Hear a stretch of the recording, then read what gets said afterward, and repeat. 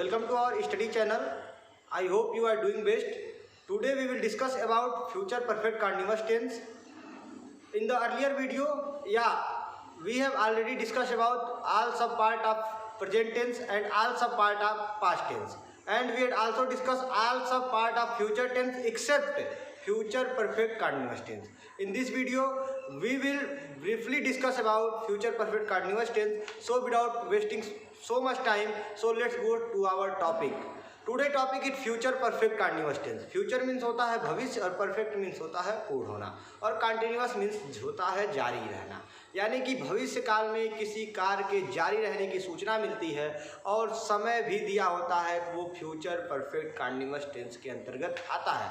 यानी कि भविष्य काल में कोई कार्य जारी रहेगा, ठीक है, कोई कार्य ऐसा है जो भविष्य काल में जारी रहेगा और उसमें समय भी दिया रहेगा, वो फ्यूचर परफेक्ट कंटिन्यूअस टेंस के अंतर्गत आएगा.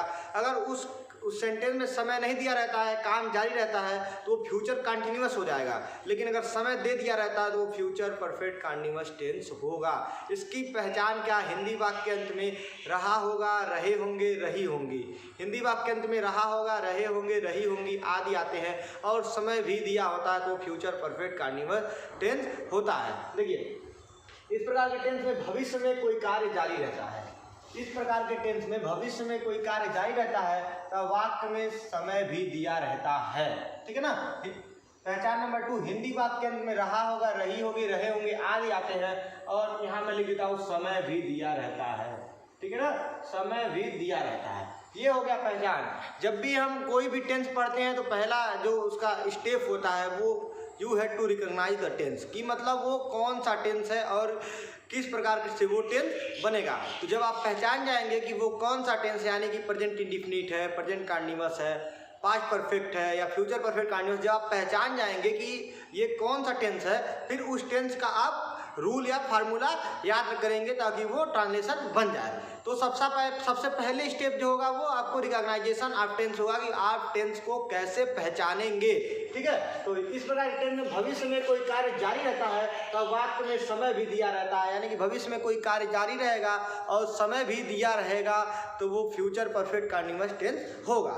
ठीक है ना. दूसरा इसका रिकॉग्नाइजेशन मतलब दूसरी पहचान क्या है? हिंदी वाक्य अंत में रहा होगा, हिंदी वाक्य अंत में क्या रहा होगा, रही होगी, रहे होंगे आदि आते हैं और समय भी दिया रहता है तो फ्यूचर परफेक्ट कंटीन्यूअस टेंस होता है. मैं एक एग्जाम्पल लिखा हूँ, एग्जाम्पल को आप देखेंगे. वह सोमवार से कोचिंग जा रहा होगा. पहले से ही शुरू किया है लेकिन भविष्य में भी वो जाएगा, यानी काम शुरू है और हिंदी वाक्य अंत में क्या है? रहा होगा, रही होंगे, रहे होंगे में से एक. ठीक है ना, एक है और सोमवार से ये समय भी दिया हुआ है. यानी कि हिंदी वाक्य अंत में रहा होगा, रहे होंगे, रही होंगी में से कोई एक है और ये सोमवार से मतलब यहाँ पे समय भी दिया गया है. तो जब समय भी दिया रहेगा और हिंदी वाक्य अंत में रहा होगा, रहे होंगे, रही होंगी भी है तो क्या होगा? वो फ्यूचर परफेक्ट कंटीन्यूअस टेंस होगा. You have done 25% of the work, मतलब आप 25% वर्क आप कर लेते हैं जब आप ट्रांसलेशन को पहचान लेते हैं कि ये किस टेंस का ट्रांसलेशन है. आपको ये मालूम हो गया कि किस टेंस का ट्रांसलेशन है, आप 25% वर्क कर चुके. अब अगला जो भी 75% है वो उसका रूल है, रिकॉग्नाइज है और कैसे सिंस फार लगाएंगे ये है. तो 25% आप वर्क कर लिए कि आपको ये मालूम चल गया कि ये जो भी सेंटेंस दिया है वह सोमवार से कोचिंग जा रहा होगा, ये फ्यूचर परफेक्ट कंटीन्यूअस टेंस है. अब आपके दिमाग में आ गया कि हम फ्यूचर परफेक्ट कंटीन्यूअस टेंस का ट्रांसलेशन बनाने जा रहे हैं. तो पहले अब इसमें हेल्पिंग वर्ब कौन सा लगेगा और कौन कौन सा नियम इसमें हम लगाएंगे, इसके लिए हम आते हैं रूल नंबर 1 पर. इस प्रकार के टेंस का ट्रांसलेशन करते समय सबसे पहले सब्जेक्ट रखते हैं. अर्लियर वीडियो जितने भी आप पढ़े हैं उसमें आपको मालूम है कि ट्रांसलेशन का शुरुआत पॉजिटिव सेंटेंस में सब्जेक्ट के साथ होता है.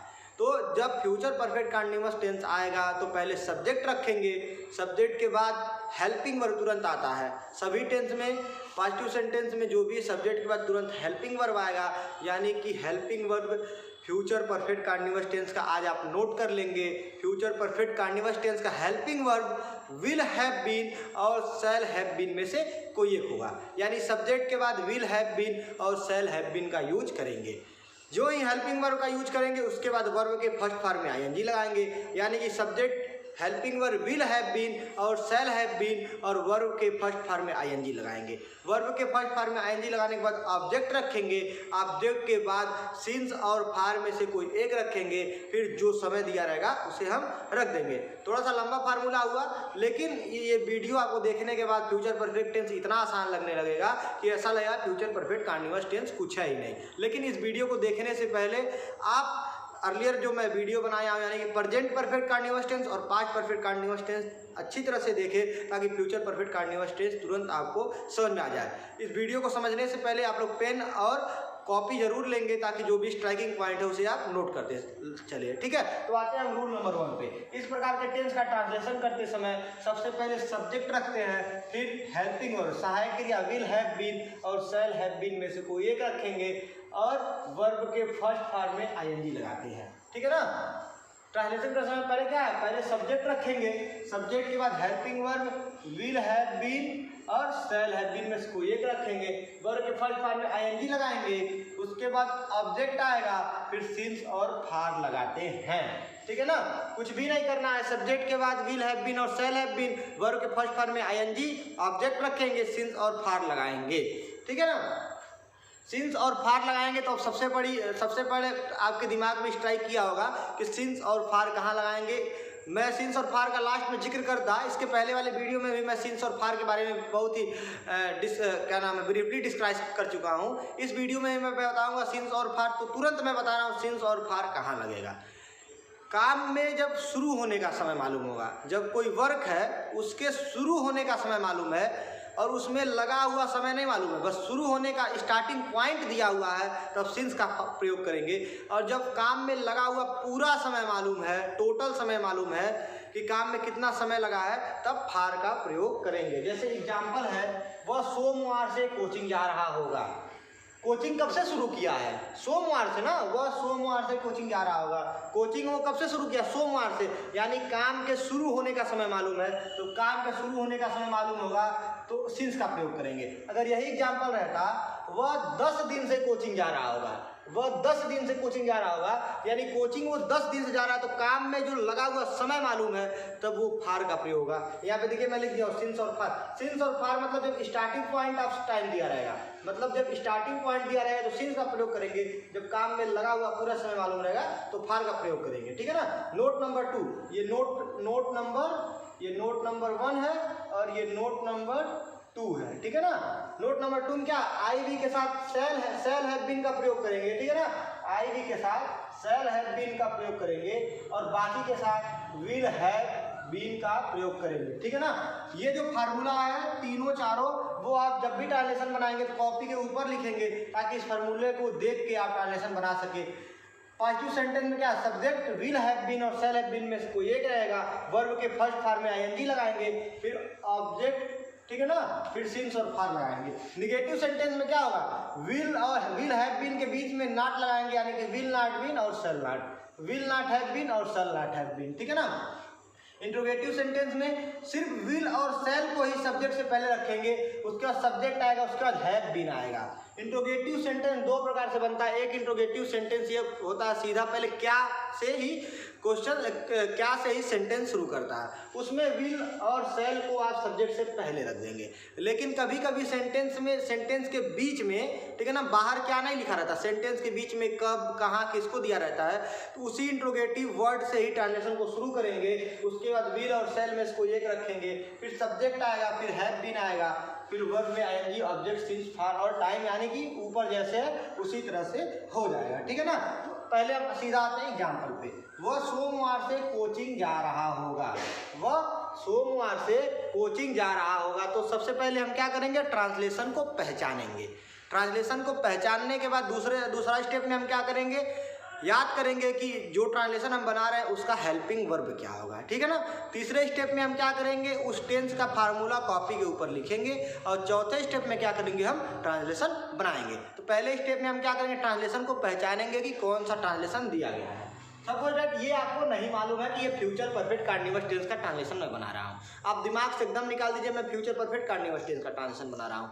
आपको मालूम ही नहीं है कि आप किस टेंस का ट्रांजिशन बना रहे हैं। एग्जाम्पल आपको दिया गया, वह सोमवार से कोचिंग जा रहा होगा। आपको कुछ भी नहीं मालूम है कि किस टेंस का ट्रांजिशन बना रहे हैं। अब आपको इसमें मालूम करना है कि आप किस टेंस का ट्रांजिशन बना रहे हैं। वह सोमवार से कोचिंग जा रहा होगा। आपको कुछ मालूम नहीं है कि किस टेंस का ट्रांसलेशन बना रहे हैं, ठीक है ना। तो आएंगे आप हिंदी वाक्य के अंत में। हिंदी वाक्य के अंत में रहा होगा, रहे होंगे, रही होंगे में से एक होगा, ठीक है ना। यानी कि एक स्टेप आपको मालूम चला, रहा होगा, रही होंगी, रहे होंगे में से एक हुआ ना।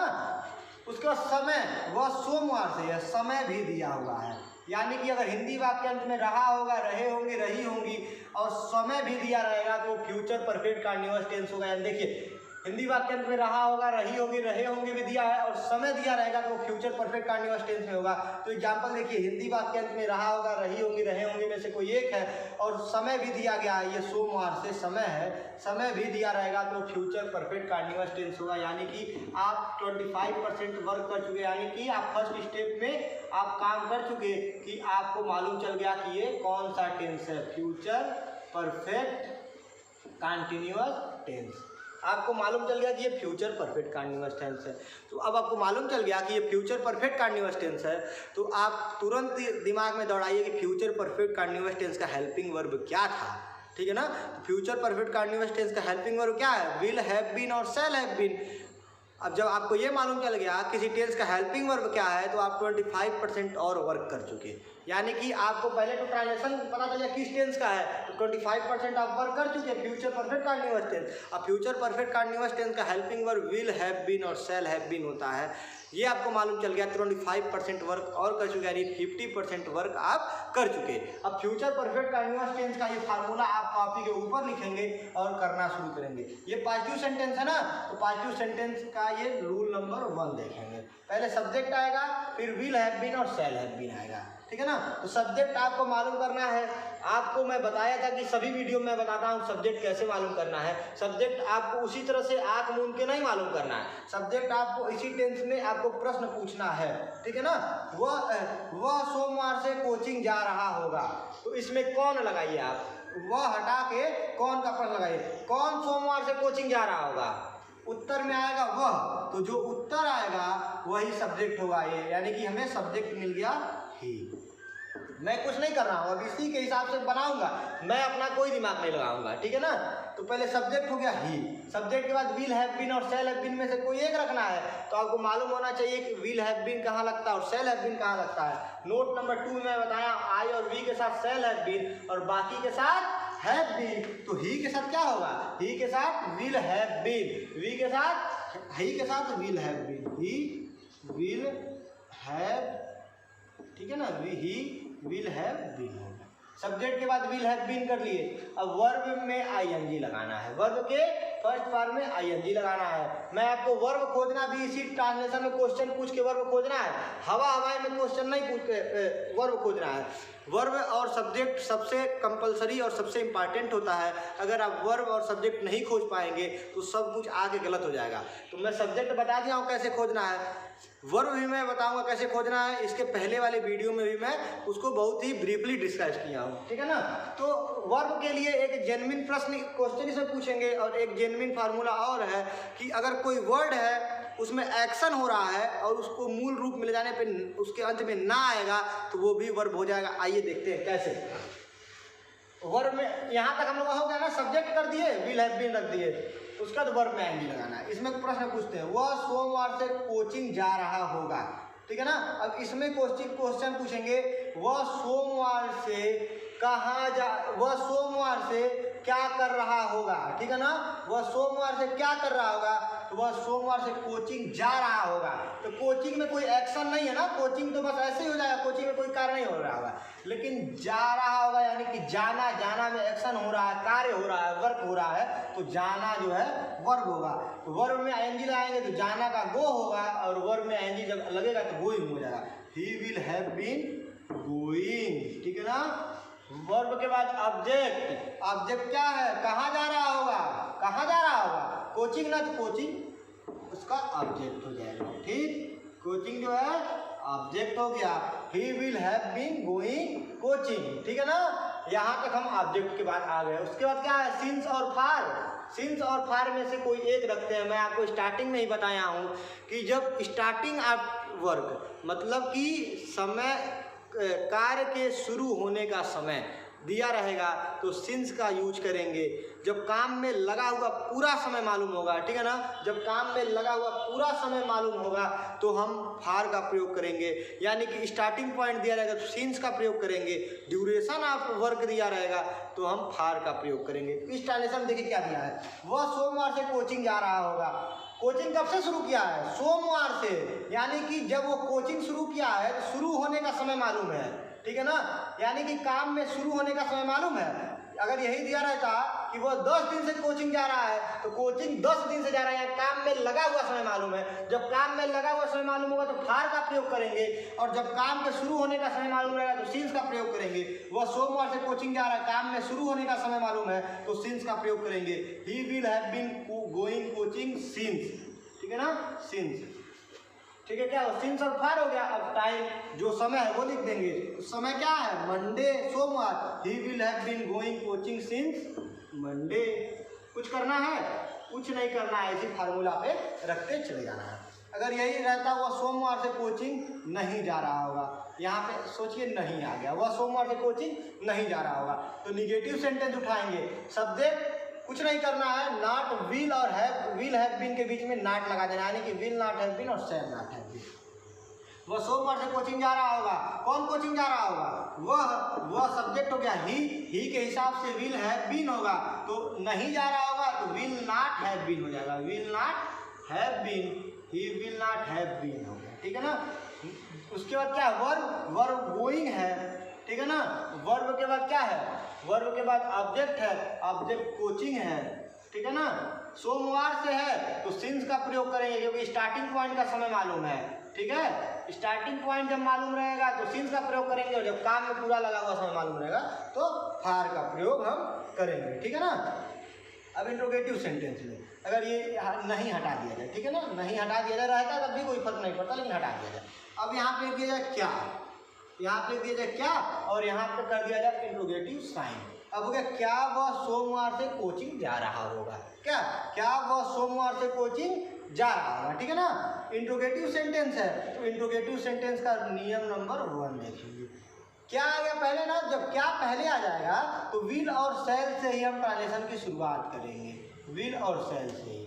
तो विल और शैल लगाएंगे सब्जेक्ट के हिसाब से, तो सब्जेक्ट ही है, ही के लिए क्या लगेगा, विल लगेगा, तो विल, ठीक है, विल हो गया। फिर सब्जेक्ट आएगा, सब्जेक्ट यहाँ ऊपर में बताया था, विल के बाद ही, ठीक, विल के बाद सब्जेक्ट हो गया ही। उसके बाद हैव बीन, किसी के साथ, सबके साथ लगेगा have been, will he have been, ठीक है ना। यहाँ तक हो गया। उसके बाद वर्ब में आईएनजी लगाना है, वर्ब यहाँ पे जाना था गो, तो वर्ब में आईएनजी गोइंग हो जाएगा, he will he have been going, ठीक है ना। उसके बाद ऑब्जेक्ट आपको मालूम ही है, गोइंग कोचिंग है, कोचिंग ऑब्जेक्ट है, ठीक है ना। उसका सिंस और फार प्लस टाइम। सोमवार से कोचिंग जा रहा है यानी कि वर्ग के शुरू होने का समय मालूम है तो सिंस का प्रयोग होगा, ठीक है ना। उसका समय क्या है, सोमवार से, तो मंडे जो टाइम है तो टाइम को हम लास्ट में लिख के क्वेश्चन मार्क दे देंगे, ठीक है ना। अगर यही क्या हटा दीजिए, इंट्रोगेटिव सेंटेंस 2 बार बनता है। एक इंट्रोगेटिव सेंटेंस ये था, दूसरा इंट्रोगेटिव सेंटेंस होगा वह सोमवार से कोचिंग क्यों जा रहा होगा, वह सोमवार से कोचिंग क्यों जा रहा होगा। जब इस प्रकार का इंट्रोगेटिव सेंटेंस आएगा, यहाँ पे क्या नहीं होगा, यहाँ पे कहीं इंट्रोगेटिव वर्ड रहेगा, तो क्यों इंट्रोगेटिव वर्ड है, इसी से हम ट्रांजेक्शन शुरुआत करेंगे। देखिए यहाँ पे लिखा हूँ मैं, इंट्रोगेटिव सेंटेंस के रूल नंबर 2 है, इंट्रोगेटिव वर्ड प्लस विल और शैल। यानी इंट्रोगेटिव वर्ड क्या है, तो क्या का इंग्लिश होगा वाई। इंट्रोगेटिव वर्ड लिख दिए, फिर विल और शैल, विल और शैल सब्जेक्ट के हिसाब से लगेगा, तो सब्जेक्ट ही है तो ही के लिए विल लगेगा, वाई विल हो गया ना। फिर सब्जेक्ट ही है, वाई विल ही, ठीक है, वाई विल ही के बाद have been, why will he have been, why will he have been हो गया। वर्ब में आईएनजी गोइंग हो गया। उसके बाद ऑब्जेक्ट कोचिंग है, फिर सिंस और फार प्लस टाइम, तो मंडे से काम शुरू हुआ तो काम के शुरू होने का समय मालूम रहेगा तो सिंस का प्रयोग करेंगे, फिर समय के लिए मंडे लगाएंगे। ये हो गया आपका ट्रांसलेशन। लेकिन अगर यही दिया रहता वह 10 दिन से कोचिंग जा रहा होगा, अगर यही ट्रांसलेशन रहता वह 10 दिन से कोचिंग जा रहा होगा, ठीक है ना, तो यही होता he will have been going coaching, ठीक है ना। 10 दिन से यानी काम में लगा हुआ समय मालूम है, वह 10 दिन से कोचिंग जा रहा है, तो he will have been going coaching. जब काम में लगा हुआ समय मालूम रहेगा तो फार का प्रयोग करेंगे, he will have been going coaching for 10 days, ठीक है ना। अगर यही रहता वो 10 दिन से कोचिंग जा रहा है तो ये ट्रांसलेशन बनेगा he will have been going coaching for 10 days. ये हो गया आपका फ्यूचर परफेक्ट कंटीन्यूअस टेंस। सबसे इजी टेंसों में से एक है फ्यूचर परफेक्ट कंटीन्यूअस टेंस। बस आपको समझना है, आपको टेंस पहचान करने आना चाहिए, आपको हेल्पिंग वर्ब जानना चाहिए और आपको ये जो फार्मूला है ये आपको धीरे धीरे लर्न हो जाना चाहिए। आपको सिंस और फार का यूज करने आना चाहिए, तब ट्रांसलेशन बन जाएगा। कोई भी दिक्कत हो तो आप कमेंट बॉक्स में जाके पूछ सकते हैं। जितने भी टिपिकल पॉइंट थी उसको हम लोग कवर कर लिए इस वीडियो में, फिर भी आपको जो ना समझ में आया आप कमेंट सेक्शन में जाके पूछ सकते हैं। इस वीडियो को देखने के बाद आप 20 positive sentence, 20 negative sentence, 20 interrogative sentence इस टेंस का बनाइए, ताकि जो है ये टेंस कभी भूले नहीं और हमेशा के लिए याद हो जाए। 1 से 2 बार आप जब वीडियो देखेंगे तो पूरी तरह से वीडियो क्लियर हो जाएगा। धन्यवाद।